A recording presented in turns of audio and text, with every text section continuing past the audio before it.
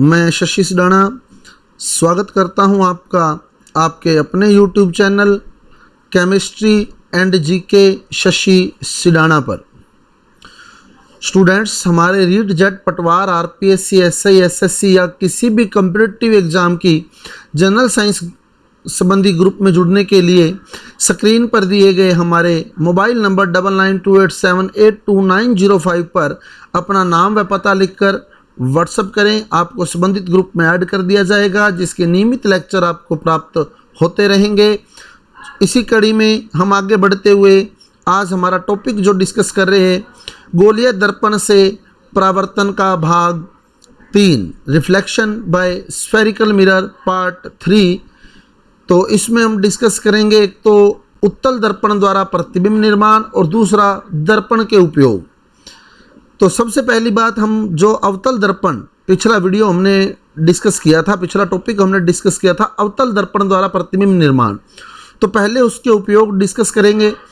इसके उपयोग को न केवल मैंने सैद्धांतिक रूप से बल्कि कैसे उसका यूज़ किया जाता है उसको एक दंत चिकित्सक डॉक्टर निशांत शर्मा व एक ज्वेलरी शॉप के ओनर्स श्री अशोक जी सदेवड़ा की मदद से क्लियर करने का प्रयास किया है, जहां अवतल दर्पण का उपयोग सामान्यतः किया जाता है। तो दंत चिकित्सक भी अवतल दर्पण का उपयोग करता है, एक ज्वेलर्स भी अवतल दर्पण का उपयोग करता है और नाई की दुकान पर भी अवतल दर्पण का उपयोग किया जाता है। तो मैंने यह दंत चिकित्सक और ज्वेलर्स की मदद से अवतल दर्पण का उपयोग क्लियर करने का प्रयास किया है। तो आप इस वीडियो को अंत तक देखिएगा और समझिएगा कि कैसे वो अवतल दर्पण का यूज़ करते हैं। तो अब चलते हैं हमारे टॉपिक गोलीय दर्पण में अवतल दर्पण के उपयोग। सबसे पहले अवतल दर्पण के उपयोग। तो अवतल दर्पण का उपयोग वास्तविक व उल्टा प्रतिबिंब प्राप्त करने में किया जाता है। अवतल दर्पण से 5 स्थितियां हमने पढ़ी थी जिससे वास्तविक व उल्टा प्रतिबिंब बनता है। जिन्होंने पिछला वीडियो नहीं देखा है तो उसका लिंक मैंने डिस्क्रिप्शन बॉक्स में दिया है, तो वहां से पहले पिछला वीडियो देखें, फिर इस टॉपिक को क्लियर करें तो आपको बहुत अच्छे तरीके से समझ आएगा। अवतल दर्पण प्रकाश की किरणों को एक बिंदु पर एकत्रित करता है। इसके इस गुण के कारण ही इसका उपयोग सूक्ष्मदर्शी में किया जाता है। तो अवतल दर्पण का उपयोग सूक्ष्मदर्शी में भी किया जाता है, क्योंकि यह प्रकाश की किरणों को एक बिंदु पर इकट्ठा करता है, एकत्रित करता है। वो भी मैं अभी क्लियर कर दूंगा आपको कि कैसे। और अवतल दर्पण की एक स्थिति जिसमें बनने वाला प्रतिबिंब आभासी व सीधा व बड़ा होता है का उपयोग ज्वेलर्स, दंत चिकित्सक तथा नाई की दुकान पर होता है। तो अवतल दर्पण की हमने एक स्थिति पढ़ी थी जिसमें बनने वाला प्रतिबिंब जो होता है वो आभासी, सीधा और बड़ा होता है, जिसका उपयोग दंत चिकित्सक भी करता है और ज्वेलर्स भी करता है और नाई भी करता है। तो अब चलते हैं हम ज्वेलरी शॉप और दंत चिकित्सक के पास कि कैसे वो अवतल दर्पण का उपयोग करते हैं। तो जुड़े रहिए हमारे साथ ज्वेलर्स और दंत चिकित्सक से रूबरू होने के लिए। हेलो स्टूडेंट्स, मैं शशि सिडाना। आज हम डिस्कस करने वाले हैं दर्पण के उपयोग। तो दर्पण के उपयोग को समझने के लिए मैं आज श्री विजयनगर के प्रसिद्ध ज्वेलर्स सदेवड़ा ज्वेलर्स की शॉप पर उपस्थित हुआ हूँ और परिचय करवा रहा हूँ आपका सदेवड़ा ज्वेलर्स के ओनर्स श्री अशोक जी से। तो अशोक जी से निवेदन करूँगा कि मेरे स्टूडेंट्स से थोड़ा रूबरू हों। तो अशोक जी अपना परिचय दीजिए। मैं अशोक कुमार सदेवड़ा ज्वेलर्स से बोल रहा हूँ। आज आपको दर्पण के बारे में बताएंगे। तो अशोक जी, आपसे पूछना चाहूँगा मैं, जो दर्पण आप लोग यूज़ करते हैं अपनी शॉप पे, ये जो दर्पण है ये कौन सा दर्पण है? ये अवतल दर्पण है। इसमें वो कस्टमर होता है, वो नाक में या कान में कोई आइटम डाल के देखता है, वो बड़ी दिखती है। तो अशोक जी के अनुसार ये जो दर्पण है ये अवतल दर्पण है और इसका जो कार्य है छोटी वस्तु को बड़ा करके दिखाना।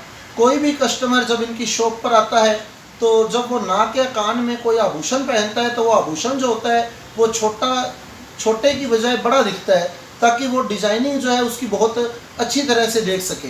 तो जैसे अभी आप देख रहे हैं, मैंने इन्हीं की शॉप से मैंने एक आभूषण लिया है, झुमका, जो वास्तव में बहुत छोटा है, लेकिन इसका प्रतिबिंब आपको अवतल दर्पण में जब दिखाया जाएगा तो वो बड़ा दिखाई देगा। अब देखें अवतल दर्पण में कैसे दिखता है प्रतिबिंब। तो ये अवतल दर्पण आपके सामने रखा गया है। अब इसका प्रतिबिंब मैं अवतल दर्पण में बनाऊंगा झुमके का। तो देखें मेरे हाथ में झुमका है। अब इसका प्रतिबिंब आपने इमेजिन करना है अवतल दर्पण के अंदर। तो देख सकते हैं आपको झुमके का प्रतिबिंब अवतल दर्पण में दिखाई दे रहा है, जो कि बहुत ही बड़ा प्रतिबिंब झुमके का बना है अवतल दर्पण के अंदर। तो जिससे झुमके की जो डिजाइनिंग है वो बहुत ही स्पष्ट तरीके से कस्टमर जो है वो देख पाता है।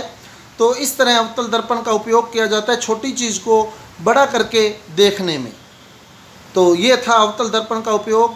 तो धन्यवाद देता हूँ मैं अशोक जी को, जिन्होंने अपना कीमती समय हमें दिया। धन्यवाद अशोक जी।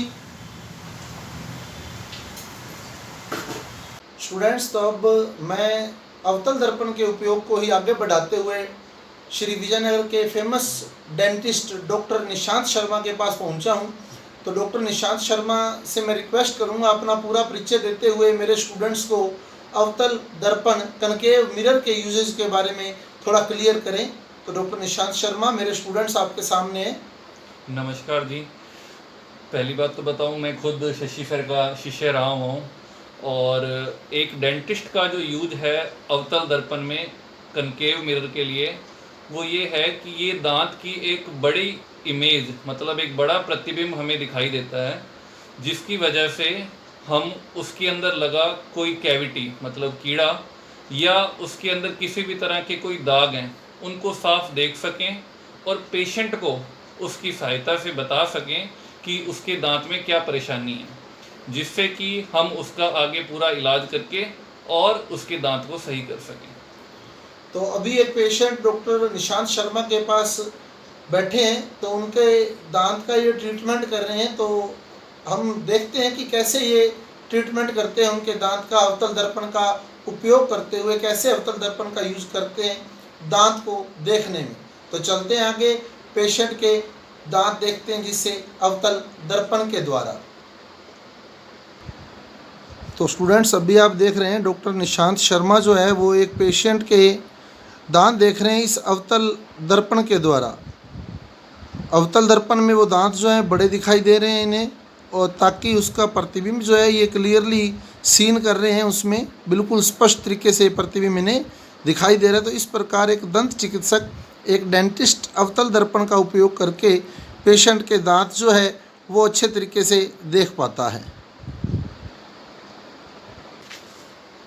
तो स्टूडेंट्स, इस प्रकार हमने देखा कि डॉक्टर निशांत शर्मा ने कैसे अवतल दर्पण का उपयोग करते हुए उस जो पेशेंट था उसके दांत देखे अवतल दर्पण में, और वो दांत की इमेज जो थी वो बड़ी दिखाई दे रही थी, जिससे इन्हें पूरा क्लियरली सीन हो रहा था कि दांत में कोई समस्या है तो वो समस्या है क्या, उसमें कोई कीड़ा लगा है या फिर किसी अन्य प्रकार का प्रॉब्लम है। तो उसके द्वारा अवतल दर्पण का यूज़ किया डॉक्टर निशांत शर्मा ने, और हमें अपना कीमती समय दिया। इसके लिए मैं डॉक्टर निशांत शर्मा का बहुत बहुत आभार व्यक्त करता हूँ। Thank you. तो इस प्रकार हमने देखा कि कैसे ज्वेलर्स और दंत चिकित्सक जो है वो अवतल दर्पण का उपयोग करते हैं। और अब नाई का क्या यूज़, नाई कैसे यूज़ करता है अवतल दर्पण का। नाई की दुकान पर भी अवतल दर्पण लगा होता है।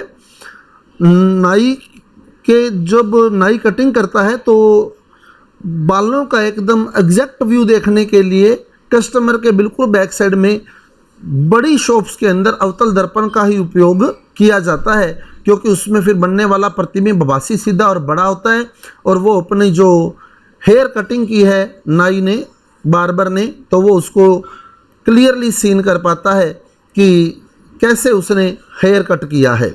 अब चलते हैं हम दूसरे उपयोग की ओर। सूक्ष्मदर्शी, जो हमने ये पढ़ा था कि सूक्ष्मदर्शी में अवतल दर्पण कहाँ लगा होता है। तो ये एक सूक्ष्मदर्शी आपको दिखाई दे रहा है स्क्रीन पर। ये जो दर्पण लगा है ये अवतल दर्पण है। इसका यूज़ क्या है, इधर से प्रकाश की किरणें आती हैं, ये प्रकाश की किरणों को, जैसे प्रकाश की किरणें इससे टकराएंगी, ये प्रकाश की किरणों को यहाँ एकत्रित कर देगा, यहाँ फोकस कर देगा पूरी तरह से, जिससे यहाँ प्रकाश की तीव्रता, रोशनी बढ़ जाएगी और ऊपर जो स्लाइड हमने रखी होती है इस पोजीशन पर, फिर वो स्लाइड हमें क्लियरली सीन हो पाती है। तो ये दर्पण जो लगा होता है माइक्रोस्कोप के अंदर, सूक्ष्मदर्शी के अंदर, अवतल दर्पण होता है। अब चलते हैं आगे। उत्तल दर्पण से प्रतिबिंब निर्माण। उत्तल दर्पण से प्रतिबिंब निर्माण, तो वैसे तो हम पहले भी 4 नियम डिस्कस कर चुके हैं दर्पण से प्रतिबिंब निर्माण के। उन्हीं 4 नियमों को उत्तल दर्पण के संदर्भ में मैं एक बार फिर रिपीट कर रहा हूँ। तो पहला नियम था हमारा, मुख्य अक्ष के समांतर आने वाली प्रकाश की किरण जब उत्तल दर्पण से टकराती है तो वो वापस पहले वाले माध्यम में लौट आती है, और जब उसे पीछे की ओर बढ़ाया जाता है तो वो फोकस से आती हुई प्रतीत होती है। तो ये जो पॉइंट है ये फोकस पॉइंट है। तो जब ये किरण इधर गई है तो हम यूँ नहीं सोच सकते कि ये किरण इस पथ से आई है, हम यूँ ही सोचते हैं कि ये किरण इधर से आ रही है और यूँ निकल गई है। तो मुख्य अक्ष के समांतर आने वाली प्रकाश की किरण उत्तल दर्पण से परावर्तन के बाद फोकस से आती हुई प्रतीत होती है। तो उत्तल दर्पण के मुख्य अक्ष के समांतर आने वाली प्रकाश की किरण दर्पण से परावर्तन के बाद मुख्य फोकस से आती हुई प्रतीत होती है।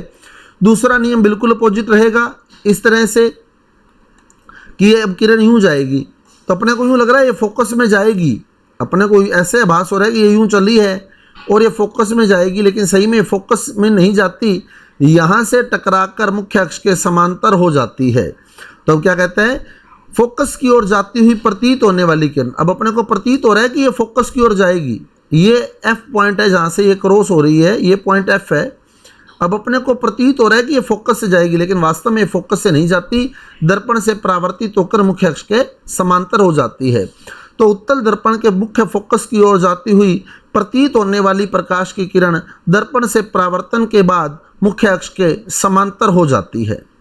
अब तीसरा नियम, ध्रुव पर कोई प्रकाश की किरण जितने कोण से आती है उतने ही कोण से परावर्तित हो जाती है। जैसे सपोज कि ये 30 डिग्री के कोण से आई थी तो ये 30 डिग्री के कोण से ही विचलित हो जाएगी। ये 30 डिग्री का कोण है, 30 डिग्री के कोण से आई थी तो 30 डिग्री के कोण से ही ये परावर्तित होगी। तो ध्रुव पर कोई प्रकाश की किरण जितने कोण से आती है उतने ही कोण से परावर्तित होती है। तो उत्तल दर्पण, चाहे वो अवतल दर्पण ही होता, सेम स्थिति रहती। उत्तल दर्पण के ध्रुव पर कोई प्रकाश की किरण जितने कोण से आपतित होती है वह उतने ही कोण से परावर्तित हो जाती है। और चौथा नियम, वक्रता केंद्र की ओर जाती हुई प्रतीत होने वाली किरण। तो अभी अपने को यूँ लग रहा है वक्रता केंद्र में जाएगी, लेकिन वास्तव में ये वक्रता केंद्र में नहीं जाती, अपने ही पथ पर वापस लौट जाती है। तो वक्रता केंद्र की ओर जाती हुई प्रतीत होने वाली प्रकाश की किरण दर्पण से परावर्तन के बाद अपने ही पथ पर वापस लौट जाती है। तो ये 4 नियम थे उत्तल दर्पण से प्रतिबिंब निर्माण के।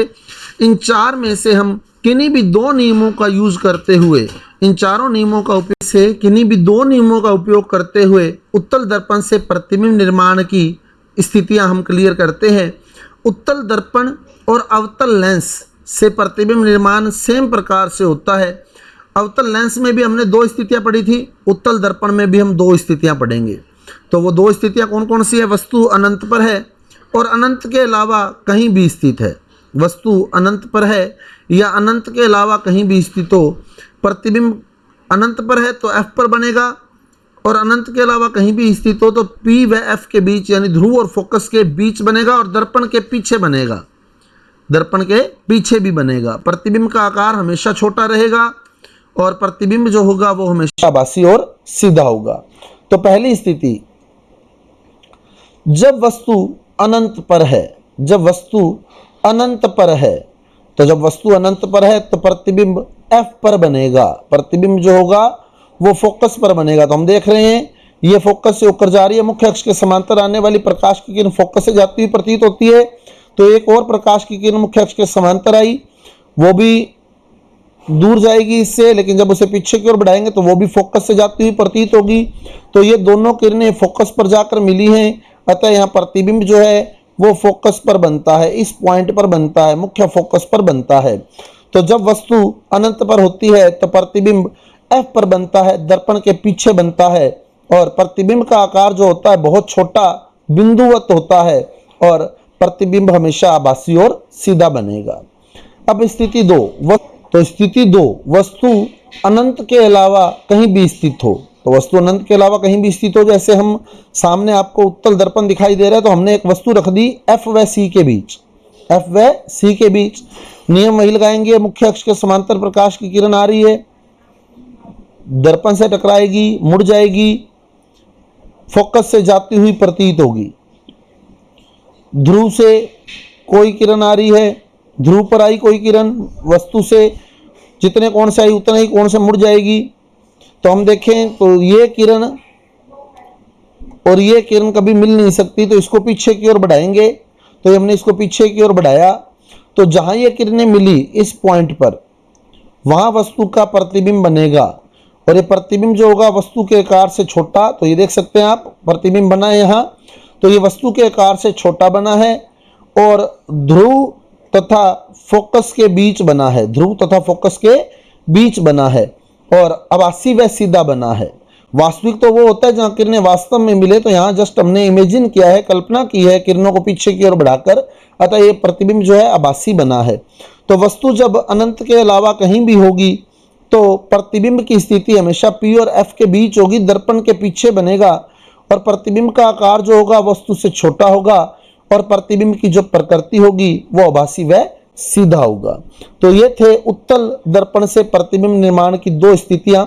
अब उत्तल दर्पण से प्रतिबिंब निर्माण की स्थितियों के बाद हम उत्तल दर्पण के उपयोग देखें, तो उत्तल दर्पण का सबसे महत्वपूर्ण उपयोग है, जो स्वचालित वाहन होते हैं उसमें ड्राइवर की साइड जो मिरर लगा होता है, कॉन्वेक्स मिरर, उत्तल दर्पण वहां लगा होता है ड्राइवर की साइड, जिससे वो पीछे की वस्तुओं को स्पष्टतः देख पाता है। और आप देखें बस भी अगर पीछे से आ रही होती है तो उस दर्पण में पूरी तरह क्लियर दिखती है बस कि पीछे से बस आ रही है। इसका मतलब उस बस का प्रतिबिंब जो था वो छोटा बना। उत्तल दर्पण से बनने वाला प्रतिबिंब हमेशा छोटा होगा, और उस बस का प्रतिबिंब सीधा भी बनता है, बिल्कुल सीधी उसको बस आती हुई दिखाई देती है उस दर्पण के अंदर, तो सीधा बनता है तो आभासी भी होता है। तो उत्तल दर्पण का जो उपयोग होता है आभासी, सीधा व छोटा प्रतिबिंब प्राप्त करने में किया जाता है।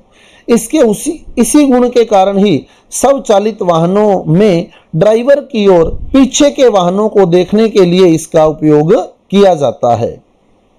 तो ये उत्तल दर्पण का सबसे महत्वपूर्ण उपयोग था, जिसमें ड्राइवर की साइड जो दर्पण लगा होता है, बहुत ही इंपॉर्टेंट क्वेश्चन है, स्वचालित वाहनों में ड्राइवर की ओर जो दर्पण लगा होता है वो कौन सा दर्पण है, तो वो उत्तल दर्पण है। उत्तल दर्पण के उपयोग की जो इमेज आपको दिखाई दे रही है, ये ड्राइवर की साइड का मिरर आपको यहाँ दिखाई दे रहा है, जो ड्राइवर की साइड लगा हुआ है।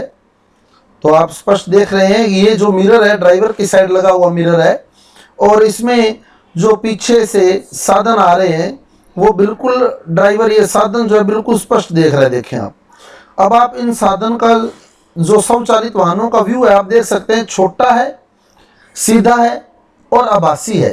तो ये जो दर्पण लगा है ड्राइवर वाली साइड, ये उत्तल दर्पण है। तो इससे ड्राइवर जो होता है अपने पार्श्व दृश्य, पीछे के दृश्य बहुत ही अच्छे तरीके से देख पाता है, क्योंकि इससे आभासी, सीधा और छोटा प्रतिबिंब दिखाई देता है, जिससे बड़ी वस्तु भी इस दर्पण में स्पष्ट दिखाई देती है। तो ये था उत्तल दर्पण और अवतल दर्पण का उपयोग और उत्तल दर्पण से प्रतिबिंब निर्माण। अगर आपको मेरा वीडियो अच्छा लगा है तो कृपया मेरे वीडियो को लाइक कीजिए, मेरे चैनल को शेयर कीजिए और ज़्यादा से ज़्यादा सब्सक्राइब कीजिए। कल मिलते हैं नए टॉपिक के साथ। Thank you.